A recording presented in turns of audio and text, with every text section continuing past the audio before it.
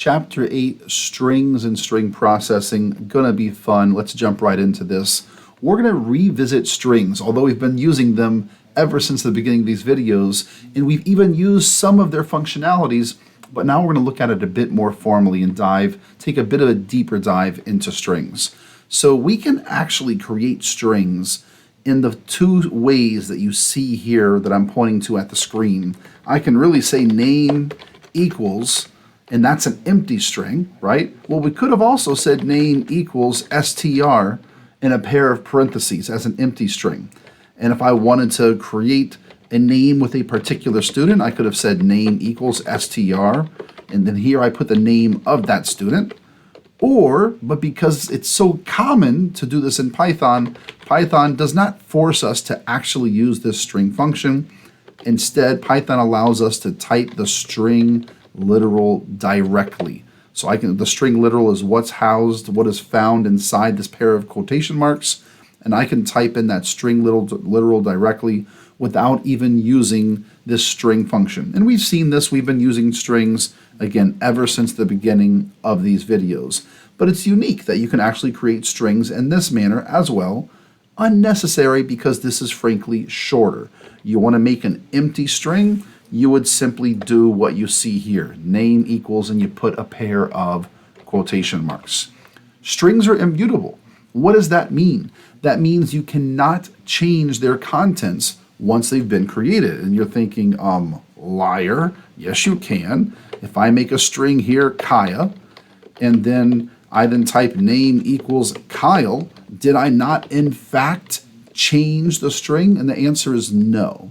Because when you come debug this, and we have on heap already, so when I step in, I hit F7, or if I click on this button and I hit F7, we see that a new object, remember objects, we see that a new object will be created with this value Kaya inside it, and that object will be saved at this memory address, which then gets saved into the variable name. So the variable name stores this address, which refers to that object with Kaya. But now when we execute this line of code, this assignment, now we make a new object that stores the value Kyle. As you see here, we now have two different objects. So we did not actually change what's inside this object with Kaya because you cannot. Strings are in fact immutable. In Python, and also to improve performance, Python uses one object for strings that have the same contents. So you can see what's on this slide, but I'd rather you just see this live. So if I were to type in Kyle here, and I come once again debug this, I hit F7, Kyle gets saved into this address that ends with 1970, and now we have again name equals Kyle, but because Python recognizes, you know what, we've already created an object with the string Kyle inside of it, so it does not in fact make a new string. So here in this example, S1 equals welcome, S2 equals welcome. In fact, S1 and S2 both point to this exact same string object. So some string functions. We've already seen the length function previously, but it's been so long ago, perhaps we forgot. If I given a string, if I simply want to know what is the length of that string, I can print in len of name, which is the variable itself. And here the length is going to be 4. If I change Kyle to Kaya, the length will be 5. So len is a length function which returns the length of this string. And I could have simply mentioned a string here directly instead of using a variable name. What is the length of computer? It is 8. Or the length of ABC is 3. This is the length function. We also have the max and the min function. What do those return? They will return the character in the string that has the maximum Unicode value or the minimum Unicode value. So here, if I give A, B, C, D, how about we do this? I'll use string, so S equals A, B, C, D, E, F, G. And then I just want to print what is the max of S, and then print what is the min of S. We will see that the max will give us G, which is right here, and the min will give us A. It's not based off of the position. I could have said A, B, C, D, E, F, G, and I just simply wrote that backwards. And once again, the maximum is G, because if you remember, A, lowercase a, had an ASCII value or a Unicode value of 97. And then B would have had 98, 99, 100, 101, 102. G has an ASCII value of 103. And 103 is certainly the largest ASCII value in all of these strings. Maybe not the most important, but just to be aware that that function does exist for min and max. This is what's important here for this new set of slides, Chapter 8, String and String Processing. The idea that strings are really viewed as a sequence of characters. So here's this string programming. This string is really a sequence of characters. How long is that sequence? If you come here, let's erase all of this. Let's type in programming and then print the length of, let's just call it S, and I'll rename this to S. The length of S is in fact 11. There are 11 characters in this string.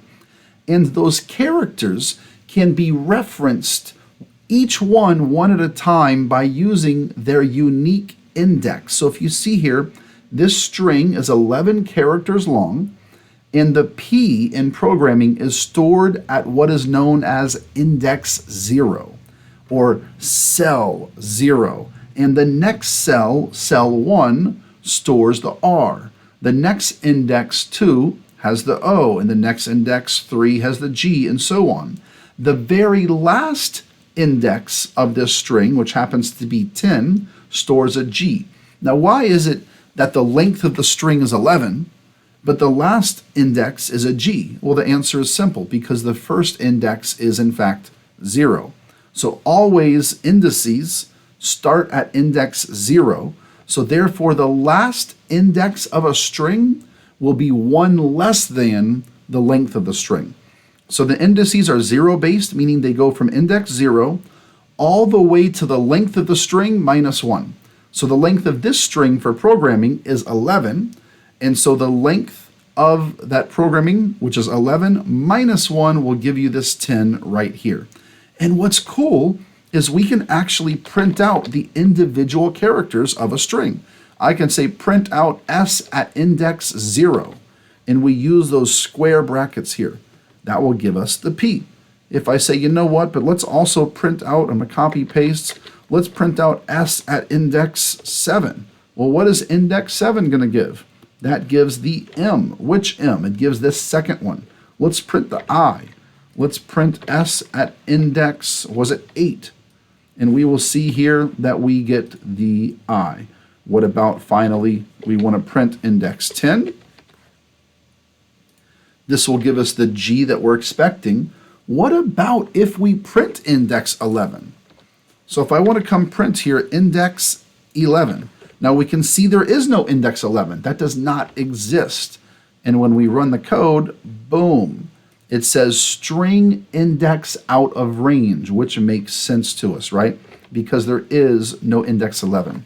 But that's new for us, the idea that we can view a string as a sequence of characters, and then we can access each character of that string by using this square bracket, this index operator. And here is another example on the slides. And this example is demonstrating something else that is unique to Python, that we have negative indices, which is also super cool. So what if I do print right here? I'm going to get rid of all of this. If I print S at index 0, again, one more time, that prints the P, right? What if I print S at index minus 1 and see what happens here? That will give us the G. Minus 1, what it does is it wraps around. So while this P is index 0, let me zoom way in. This P is index 0, the G is index 10, well, also the G is index minus 1 in Python. So these, you know what, I'll just put a 10 right here. That will print the exact same value. They will both print the G. Or index 9 would have been the n, which is also, index 9 is the n, which is also index minus 2. Those will both print the n. So negative indices are unique and very cool in Python. Some other things, other operators, we have the plus sign, we have the multiplication operator, and then the slicing operator. Super, super cool. So what can we do with this plus sign? Let me make this string just a little bit smaller. If I were to say print s plus s, what is that going to do? This plus sign is a concatenation operator, and we've seen this. We're just going to effectively glue together the string s, we glue it with another string s, and then we glue it together with another string s. I could have put some other string here. Hello. Well, here we're going to glue together the string s, which is ABC, with the string hello, followed by, again, the string s. Cool. That's the plus sign. What does the multiplication do? If I say s times 5, let's do it times 2 first. What is s times 2? Clearly, you can't multiply a string by 2, so what does that do in Python? Check it out. That gives you 2 copies of that string. What if you did times 5? That gives you 5 copies back to back to back of that string. This is your multiplication operator for strings.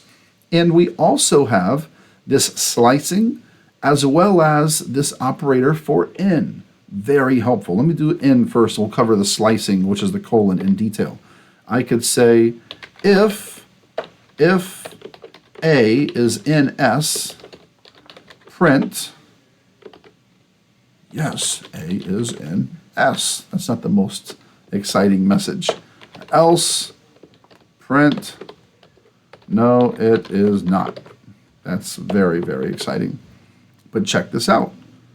This will print right here. Yes, A, the letter A, is in S. Python is so beautiful. Look how easy that is. It's just going to check, is this value A, this character A, is it one of those 3 characters? In fact, the answer is yes, it is, and it prints that. What if I had put is D? It would say yes, D is in S, or no, it is not. And here, when we run this, it'll say no, D is not in S. So this is the N operator as well. And then finally is this slicing operator, which I'm going to cover in more detail on the next few slides. So here, the slicing operator, what it does is it returns a slice of that string, like a slice of cake or a slice of pie. Well, this gives you a slice of a particular string, where the syntax is, if S here is a string, we're going to use the square brackets, and we're going to put a starting index followed by a colon, followed by the ending index. But this ending index is actually one index past where you would like to end. So consider this string S equals welcome.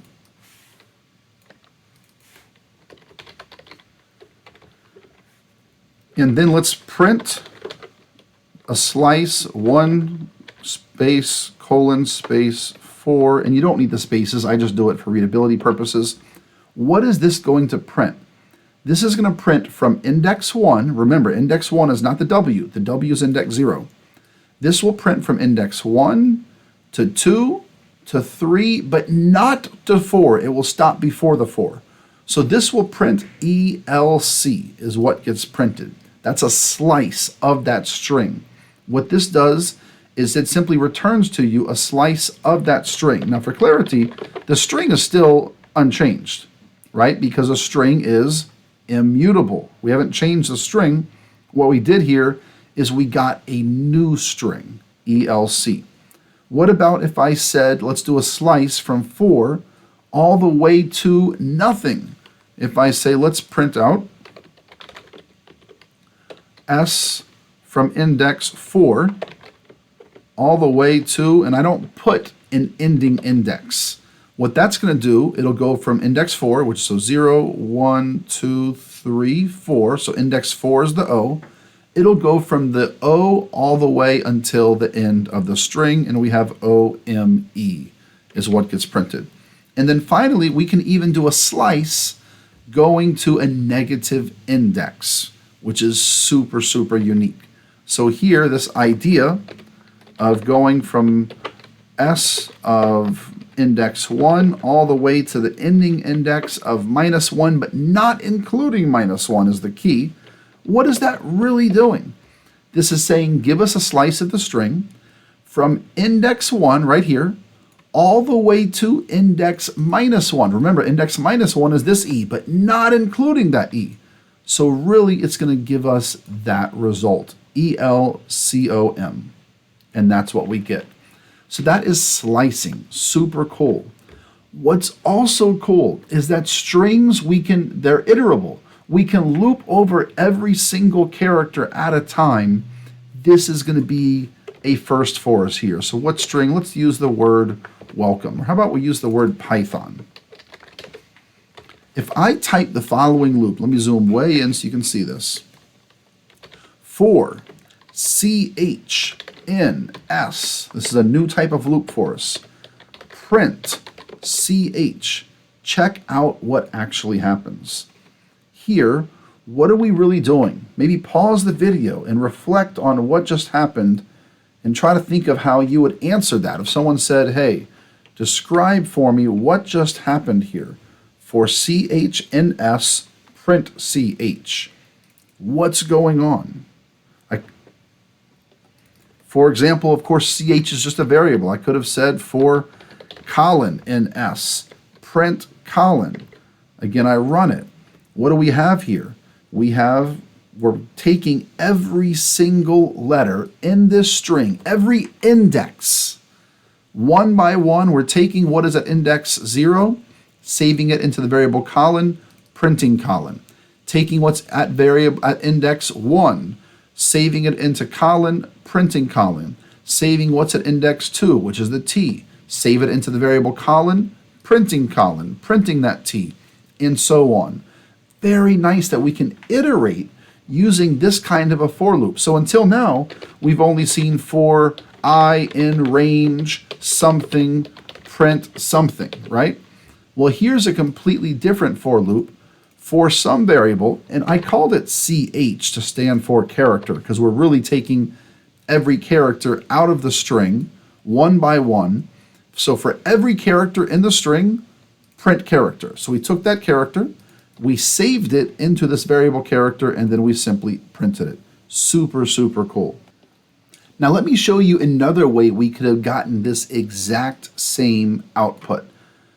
Even ask yourself, based off of what I showed you, maybe pause the video and think of how you could have. You could use this for loop right here. Ask yourself, how many times would you like to loop? And what do we want to print? Well, you can see if I want to print 6 lines, I need to loop 6 times. Or we could have made that more generally. I could have said loop length of S times, which will be 6. At every step of this loop, what is being saved into variable I? Remember, if this was just 6 right here, what's really being saved into I?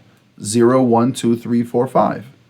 Well, how can we use that value 0 and then 1 and 2, 3, 4, 5 to print the individual characters? How can I use the value 0 to print this P? How can I print the value 1 to print this, or 2? Or how can I use the value 5, the last value that I will become? How can I use that value 5 to print this in? And then you realize, oh wait, if you come back to here, wasn't that the indices? 0, 1, 2, 3, 4, 5? So I can use the index value. I can say, let's print S at index I. Check that out. Print S at index I. Now for clarity, let me erase all of this real quick. Remember, if I just want to print S, if I want to print S at index 0, what will that print? That will print the P. And then if I want to print the same thing, but at index 1, and then 2, right? I could print every single index one at a time, right? Here we have PYT, and I can keep going at index 3, 4, and 5. But I just did that in a loop. In this loop right here, I said I is going to get the value from 0 to 5. Let's then print s at index I. So that'll print s at index 0, then s at index 1, then s at index 2, all the way to s at index 5. And you see we have the word Python printed, which is the result of this loop. And then we have Python printed again, which is the result of this loop. Very interesting to see that we got the same output, but understand the nuances here. What does this loop do? Encode this as a comment for yourself. Here, we are looping over every character in the string S. That character is saved into the variable ch. We then print that variable. That's how this first loop is working. This second loop is, here we are looping 6 times, but it's better to make it more general. We are looping the length of s times. We are looping the number of times equal to the length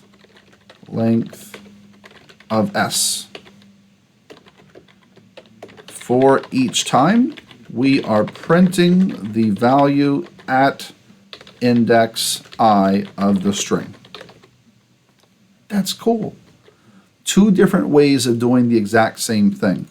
Where on this for loop, we simply iterate over the length, and at every iteration of this loop, we print out one of those unique indices that we've seen here. We say print the value at index 0, then print the value at index 1, then print the value at index 2, versus this loop up here, it didn't look at the indices. It just said, hey, take the P, save it into CH, print CH. Take the Y, save it into CH, print CH. Make sure you're good on both of these loops and you understand the differences in how they're both working.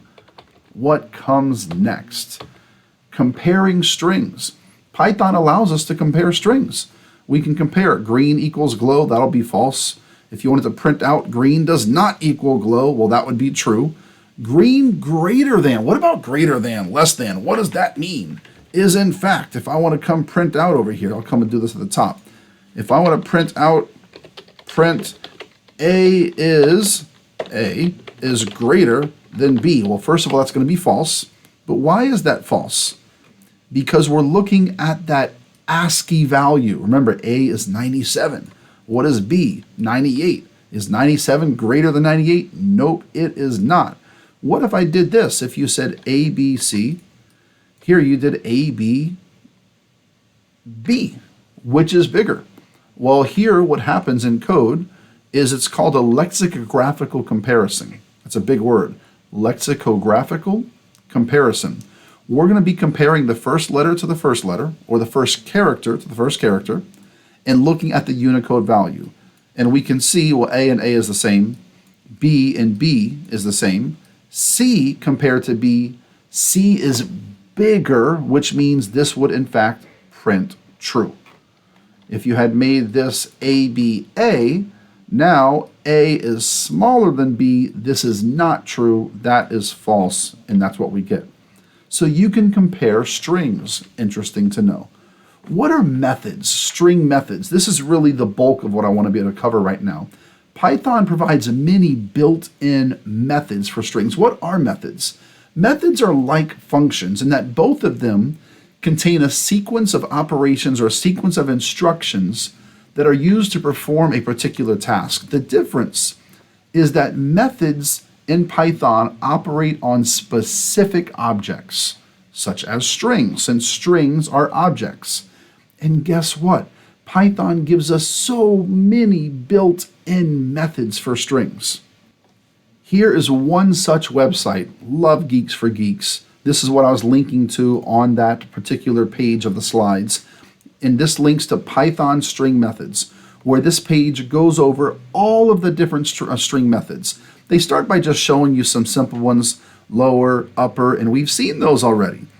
Swap case, look at upper and lower. So if you're given this text and you wanted to print the uppercase version of that text, well, here's the result. It's printing it fully uppercase. if you wanted to print the lowercase version. So we're calling text. What is text? Text is the name of the variable that stores this string. So if I then type text.upper, it will print the uppercase version of that string. If I print call.lower, it will print the lowercase version of that string. Those are just 4 sample string methods: uppercase or upper, lower, title, and swap case. Swap case, as you notice, given a particular string, it simply swapped the case of all of those values. Here's the converted string.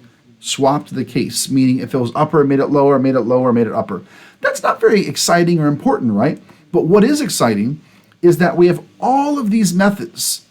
This is a huge table of methods available to you. You need to memorize this. That's a joke. You do not need to memorize this. In fact, the opposite is true. You should never memorize this. I'm going to skip ahead. And we'll come back. The takeaway here is that there are so many methods. You should not even think about memorizing them. You should instead play with some of them and just know that this is available. Python makes these methods available to you. So whenever you encounter a program that asks you to do something unique with strings, you should think, oh, wait, I know that there's something I can do. I say, well, there's something I can do. And you say, oh no, a big brain moment. I can go to that string website, Geeks for Geeks, and look at the string built-in methods of Python and then see how any of those methods can perhaps help you. What are some examples? You saw already lower, you saw upper. What about is digit, is decimal, is alpha? These will return true if all values in the string are alphabetical characters, or if they're all digits, or if everything here is lower, or if everything is numeric characters. Here we can count, returns the number of occurrences of a particular substring in the string. That's a very useful method, counting. I'm going to click on that and see if the internet wants to cooperate here. So check this out. Given the string, Geeks for Geeks right here, if I want to say string.count, and string is the name of this variable, string.count, what happens? And I'm looking for this substring geeks, it will print out 2. Or if I come back to my Thani, what if I say print s.count? Oh. Here it's going to print just 1 because there is only one O. But what if I had made multiple O's? Python is, I need something with O. Cool. How many O's do we have? That'll print 3. Now, we could have made our own function to do that, right? Because all we're really doing is looping over every single letter, and we're checking, is it an O? If it is, increment count. Is this an O? Yep, increment count. Is this an O? Yep, increment count. Now counts as 3, and the result is 3. Well, Python did that for you. So there's no need to make your own count method or count function because Python did that for you. There are so many string methods here. So here we have just a few that I'll show you.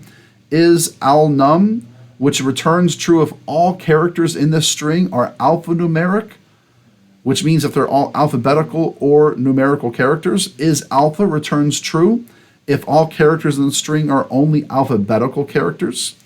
Is digit returns true if all values in the string are only digits. Is lower, is upper returns true if all of the values are only lowercase or only uppercase respectively. Is space returns true if everything is only white space characters. And here are some examples. So welcome to Python. Is that all only alnum? What is alnum? Let me come back. Returns true if characters in this string are alphanumeric and there is at least one character. I want to come back and look at the actual definition here for alnum. Alphanumeric. I'm going to click this and see once again if it cooperates, or it may say I need to log in. Okay, good. Okay, so now I want to go check something. I'm going to type here. I'll just use this, s.alnum. print the result of this. I would, uh-oh, did I type it wrong? I did type it wrong. Is, of course, is alnum. Run the code, and I get false. Okay, no lie. It's been a long day. I'm sitting there wondering, why is this false? And then I realize, oh, wait, I have exclamation point, which is clearly not alpha, an alphabetical character or a numerical character. And I'm running this, and I'm like, why is it still false? Because it's checking every single character, which means a space. That is not an alphabetical character, nor is that a numerical character. So now, when I run it, you're going to see that it is in fact true. So again, these are just samples. Here were some tests. We can also search for substrings. We can, this ends with, it will return true if the string ends with the substring S1 or starts with. So if I want to know right here, S dot starts with, does it start with Python? Does that string, Python is cool, start with Python? The answer is true, it does. Does it start with Python? The answer is false. No, it does not start with Python. But look how you can ask, does this given string start with what you're expecting it to start with? That could be useful for a particular problem. Count, we've already seen. There's some examples for all of those ones that I just showed you. Converting, we've looked at capitalized, lowercase, uppercase, and so on. So again, the takeaway, there's so many string methods that are built in and available to you. And if we were to go show each and every one in detail, A, that would take, a couple hours. B, it would be a waste of time because we'd see them, we'd forget about them, we wouldn't really remember what they do specifically. What's most important is to know that these are available to you. So when, again, you encounter a problem that requires you to do something unique with strings, we're now empowered to know, oh, wait, Python gives me a lot of cool methods for strings. Let's go see if those will be helpful. Speaking of which, here is such a problem. Password validator. Write a function that will check whether or not a string is a valid password. Suppose we have these rules that a password has to have at least 8 characters. It should only contain letters and digits, and it must contain at least 2 digits. So we want to write a function. That function is called isValid. That function receives a string parameter and returns true or false if the password is valid. And even before returning true or false, that function is going to return a message that will state whether or not the password is valid, or if it was invalid, it'll print a message to indicate which portion failed. Was it less than 8 characters? Did it have only letters? Did it have something other than letters and digits? Or did it not contain at least those 2 digits? And it will check those in that exact order. What we also want to do is write a full program that will test this isValid function. We want to have a main function. Inside that main function, we want to repeatedly loop, asking the user, enter a password, and we will only stop looping once they enter a valid password. So here is an example or a sample execution of running this program. We ask them to enter a password. They put in 6 characters. It's only alphanumeric, which is great. It does not have any other character, and it does have 2 digits, which is great, but it's not 8 characters long. So we ask them, try again.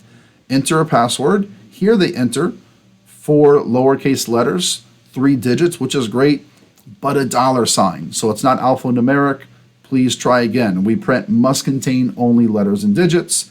The third password has everything that they should have, but it's missing a digit. It only has 1 digit. You need to have 2. So we print password must contain at least 2 digits. Please try again.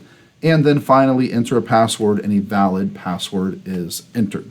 Do note that even if a password failed multiple reasons for not being valid, we only print in this order. So if it was less than 8, but it was also missing a digit, we would only print that the password must be at least 8 characters. Once they fix that, we then go on to check letters and digits. and then we go on to check the number of digits. So with all of that in mind, the problem solving phase we need to address before we start coding. We need to have a main function. That main function is going to have a loop, and we're going to repeatedly loop again and again and again, just in a while true. And we will only exit this loop once this is valid function returns true, indicating that we have in fact entered a valid password. So I'm not going to go code up the is valid function yet, but I'm going to come over here, and in fact everything I've been coding was all inside this password validator demo. So go ahead and make a new program, call it password validator or password demo, and let's start by just making a main. Define main. Inside main we should have a while true. I'm going to put a comment, keep looping until a valid password is entered. So what do we want to do inside the loop? We want to ask the user, prompt, that was Java, prompt the user to enter a password. So we'll type in password equals input, enter a password. And we could have prompted the user and told them all of the instructions, that it must be 8 characters, must have only letters and digits, must have 2 digits. Let's pretend that we did that, or pretend the user already knows that. So we're going to enter a password. We've done that. Now we need to call the is valid function. That's what we're going to do. Call the is valid function and send over the password. This function is going to return true or false. If it returns true, so if the function returns true, we can exit the loop. We can break the loop. Otherwise, we have to keep looping again and again and again. So let's look at this is valid function. We're going to need many variables. Let's first come up here, define is valid. And we said that this function, it receives a parameter, just one parameter, a string representing the password. And so now inside this is valid function, what we're going to do is we're going to loop over every single character, and we need to check, are you a digit? Are you an alphabetical character? Are you some other character? And we also need to keep a count of how many digits we have. We also need to keep track of, or keep track of what was the length of the actual password. I'll go ahead and start with that. Length equals len of password. I don't need to save this into its own variable, but why not? We also need some other variables, which will be num letters, num digits, and num other. So num letters equals 0. Num digits equals 0. Num other equals 0. These are just variables that I'm initializing, I'm declaring and initializing to 0. So when I loop over every character or every index of this string, this password, when I'm then checking, are you a letter? Are you a digit? If it is, I can increment this particular count here, num letters or num digits. So what follows is what? We want to loop over all characters in the string password. So for, and what do we want to do? You could say for I in range, length of password. That would work perfectly fine. And we would have to now use the individual index operators, the index operator to access each index. Or instead, how about just for ch in password? That's a lot easier. And now I can say if ch dot is alpha. This was one of the built-in string methods that will check if all characters of a given string are only alphabetical characters. Well, here we're going over every single character in the string password. We're saving that character just one at a time into this string ch. And now I'm saying if it is just an alphabetical character, what do I want to do? I want to increment num letters. Elif ch dot is digit, I want to increment num digits. Else It's not a letter, it's not a digit. I want to increment num other. And num other is a problem, right? Num other means we have an issue. We should not have those other things. So what have I done here? Let me zoom out just a bit. I have looped over the entire password, looking at examining every single character one by one and testing, is that character an alphabetical character? Is it a digit or is it something else? And then I incremented those respective variables. What remains now is just to now go through and check these rules. Is the password at least 8 characters? So if the password, if the length is less than 8, what do we need to do? We need to print an error message. The password length must be at least 8 characters. So we're going to print password length must be at least 8 characters. We're going to print that, and then we're just going to return false, showing that this is valid password. It returns false. elif. What do we want to check now? We want to check, does it contain only letters and digits? Well, I could look at num letters and num digits and add those together and make sure that adds up to the length. Does that make sense? But easier would just to check num other. So if, or elif, num other is greater than 0, meaning if we found any character that was other than an alphabetical character or other than a digit, that's a problem. We need to print password must contain only letters and digits. Password must contain only letters and digits. And then again, we return false.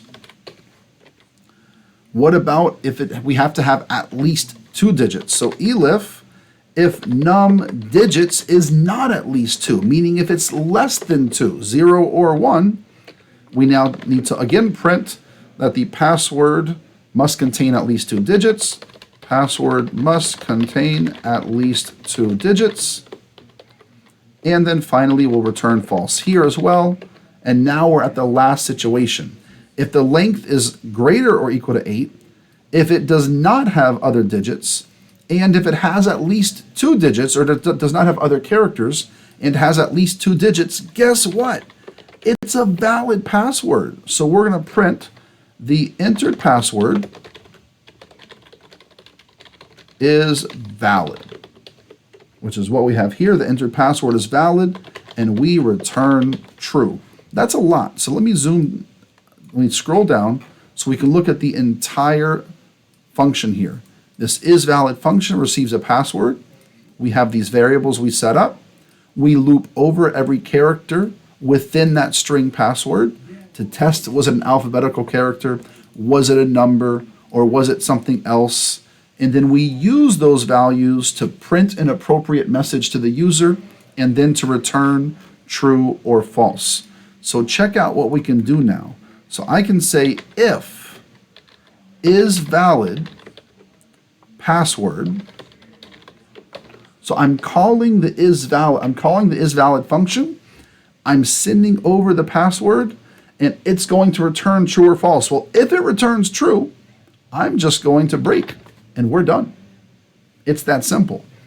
But if it does not return true, what do I need to print? I need to print, please try again with a new line. And that's it. Let's run this, see if I made a mistake. I may have. I did. Big brain moment where I forgot to include my main. Simple mistake, but I did not include my main, so I never actually called anything. Let's try that again. Run this. Enter a password. Let's put a short password. Password length must be at least 8 characters. Please try again. Cool. Another password, but let's not. What was the second thing we're checking for? Only letters and digits. So here we have 8 characters, but I'm going to also include an asterisk. So I hit enter here. It must contain only letters and digits. Oh no. The third thing to check for, does it contain at least 2 digits? So let's make sure it's long enough. There, it's long enough. But let's only include 1 digit. Password must contain at least 2 digits. Let's finally give a long enough password with 2 digits, and we hit enter. The entered password is valid. So this was a fun one because it's also realistic, right? We've seen password validators. We've encountered them when we don't give them what they look for. A lot of times they actually want the number of other characters to be at least 1 or 2 special characters, right? Well, you could have coded that and included that as a requirement as well. This was just an example, a really cool, fun problem to practice using. The main purpose here was to practice 2 things.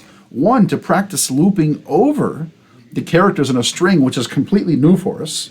So if you felt like that was a little bit challenging, it's okay. That was completely new for us.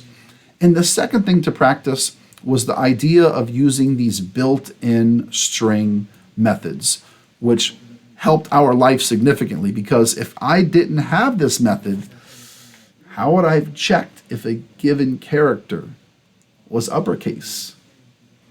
That would not be fun. You'd have to remember the ASCII values and check, was it between that range of ASCII values? That would not be exciting at all. So we appreciate these built-in methods, and we want to be able to be comfortable and feel empowered. If we have a problem that asks us to use do something cool or unique with strings, you should immediately think about, ooh, wait, I need to go look at these string methods and see what's available and see if something can help me. Here is that same solution or very similar solution that I coded up previously. We are done. It's been fun. As always, reach out if you need anything, ask questions, leave a comment. Take care, everyone.